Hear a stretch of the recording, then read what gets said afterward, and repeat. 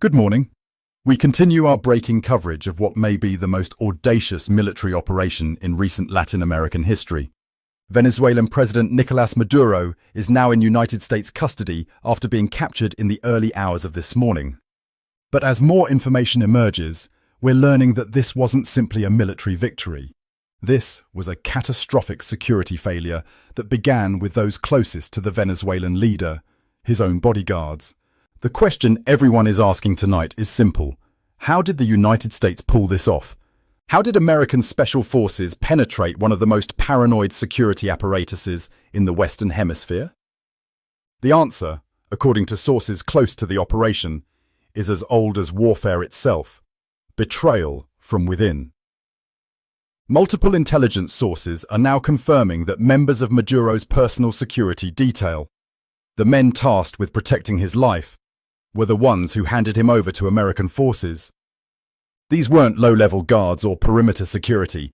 These were elite bodyguards handpicked for their loyalty, trained to take a bullet for the president. Yet in the end, they took American money instead. Let's start with what we know about the timeline of events. At approximately 1:45 a.m. Caracas time, Maduro was at a secure location in the capital. The exact address has not been disclosed, but sources indicate it was one of several safe houses used by the president to avoid assassination attempts. These locations change frequently, and only a handful of people know the president's whereabouts at any given time. At 2 a.m., the first explosions were heard across Caracas. These strikes, as we now know, were diversionary. While Venezuelan military forces scrambled to respond to attacks on Fort Tiuna and La Carlota airport, a much smaller operation was unfolding elsewhere. A team of Delta Force operators, transported by stealth helicopters, landed near Maduro's location. Here's where the story takes its most dramatic turn. According to sources familiar with the operation, these American commandos did not have to fight their way in. They walked in. The outer perimeter guards had been told to stand down. Security cameras had been disabled. Alarm systems had been deactivated. When the Delta Force team reached Maduro's personal quarters, they found only 2 bodyguards still at their posts, and these men immediately surrendered without firing a single shot. The entire extraction took less than 12 minutes from landing to takeoff. Maduro and his wife were aboard an American aircraft before Venezuelan military command even understood what was happening. By the time Defense Minister Vladimir Padrino Lopez realized the president was missing, the helicopters were already crossing into international airspace. So how did the United States flip Maduro's bodyguards? The answer lies in a sophisticated intelligence operation that began more than a year ago. American operatives working through the CIA and Defense Intelligence Agency had been systematically studying Maduro's security apparatus, looking for vulnerabilities. They found plenty. Maduro's bodyguards, despite their elite status, were facing the same economic hardships as ordinary Venezuelans. Their salaries, paid in worthless bolivars, couldn't buy basic necessities. Meanwhile, they watched as Maduro and his inner circle lived in luxury, flying to Cuba for medical care while Venezuelan hospitals lacked basic supplies. The resentment was deep and growing. American intelligence identified 3 bodyguards in particular who seemed susceptible to recruitment. The first was a senior member of the presidential security team, a man in his late 30s who had been with Maduro for over 6 years. He had a sick daughter who needed medical treatment unavailable in Venezuela. Despite his position, he couldn't get her the care she needed. The second was a younger guard, ambitious and frustrated by the lack of advancement opportunities in a system based entirely on political loyalty rather than merit. He had watched less competent officers promoted over him simply because of their family connections. The third was a veteran security official who had served under Hugo Chavez and had grown disillusioned with what he saw as Maduro's betrayal of Chavez's vision. He believed Maduro was a usurper who had destroyed Venezuela for personal gain. Making contact with these men required patience and extraordinary care. The approach came through intermediaries. In one case, a former colleague who had defected years earlier. In another, contact was made through a family member living abroad. The initial conversations were vague, testing the waters. Would the individual be willing to simply provide information? What about their concerns for Venezuela's future? Only gradually did the conversations turn to more concrete proposals. The Americans were offering life-changing sums of money. We're talking about packages worth between $10 and $20 million per person.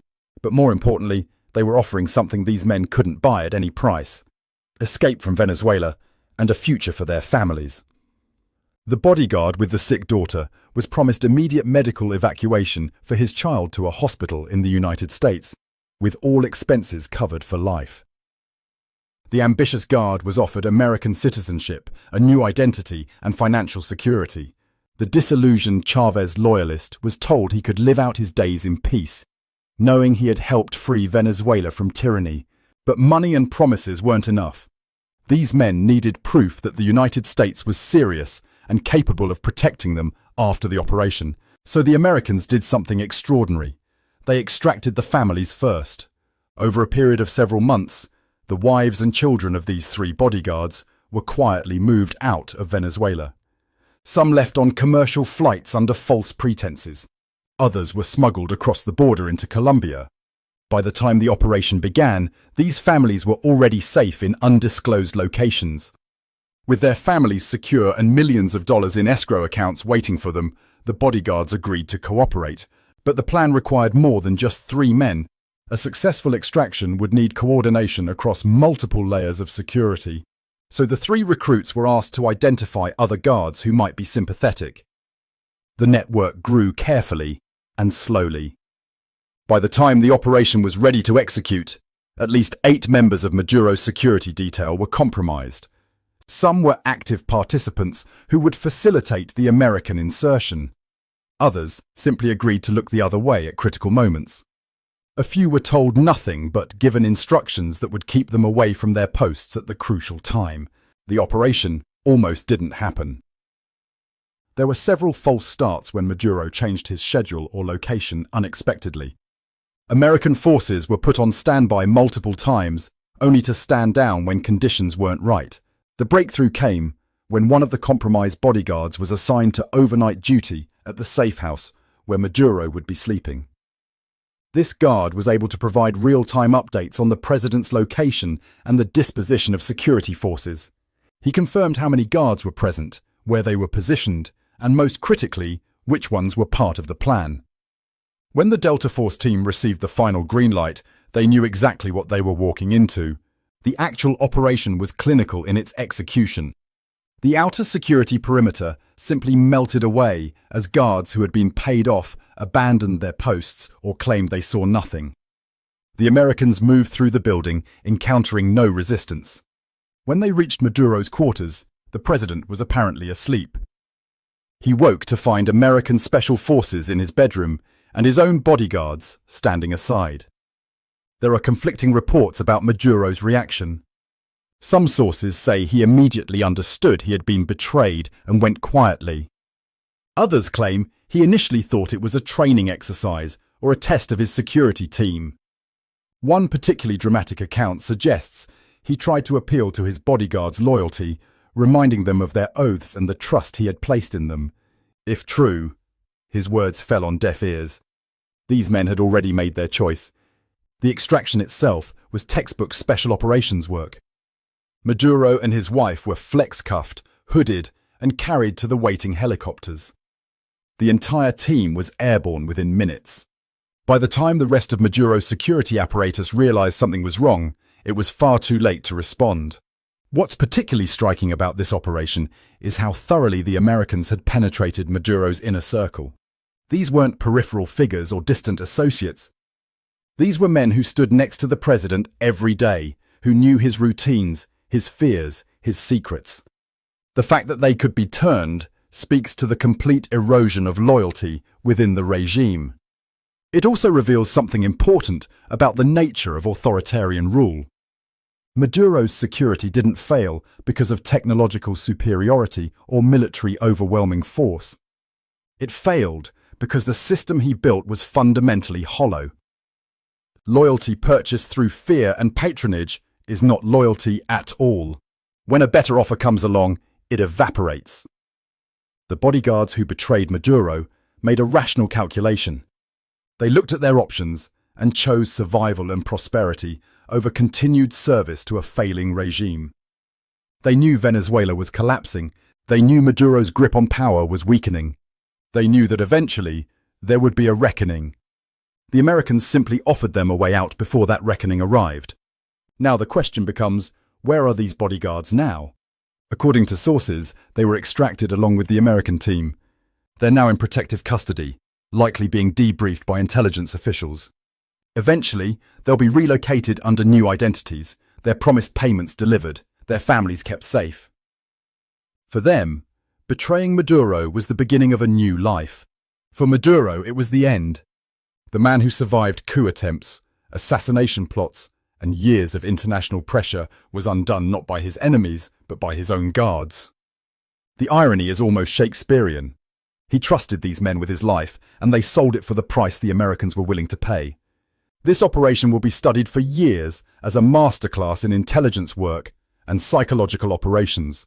The United States didn't need to invade Venezuela with tanks and troops. They didn't need to bomb Caracas into submission. They simply needed to identify the right people, make the right offers, and wait for the right moment. The bodyguards did the rest. As more details emerge, we're likely to learn even more about how this operation was planned and executed. There will be congressional hearings, after-action reports, and eventually, perhaps, books written by the participants. But the basic outline is already clear.